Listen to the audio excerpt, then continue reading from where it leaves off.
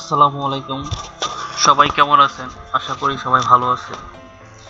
আজকে আজকে আমার এটা সেকেন্ড টিউটোরিয়াল। আজকে যে জিনিসটা নিয়ে আমি কাজ করতেছি সেটা হচ্ছে কি এক্সেলে কিভাবে স্ট্রাইক থ্রু অ্যাড করবেন। তো স্ট্রাইক থ্রুটা হচ্ছে এরকম, সাপোজ ধরেন আপনি একটা বিইকিউ অথবা বিল অফ কোয়ান্টিটি অথবা এক্সেলে কোনো স্যালারি শিট তৈরি করলেন।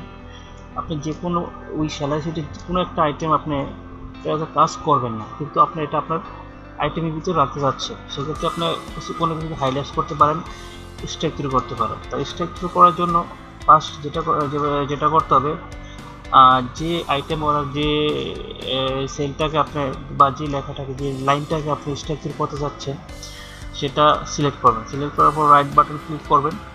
ক্লিক করার পর ফরম্যাট সেল ফন্ট, এই যে স্ট্রাইক থ্রু এখানে টিকমার্ক অলরেডি দেওয়া আছে, এই জন্য ওকে দিলাম। এই যে স্ট্রাইক থ্রু হয়ে গেছে। এখন এটা যদি রিমুভ করতে চাই, স্ট্রাইক থ্রু রিমুভ করার জন্য ঠিক সেই যে লাইনটাকে স্ট্রাইক থ্রু করা হয়েছে আগে সেটাকে সিলেক্ট করা হবে। সিলেক্ট করার পর right button click, format sell, ওখানে স্ট্রাইক থ্রু যে গড়টা আছে ওখানে টিক চিহ্ন দেওয়া আছে, আমি সেই টিক চিহ্নটা উঠাই দিব।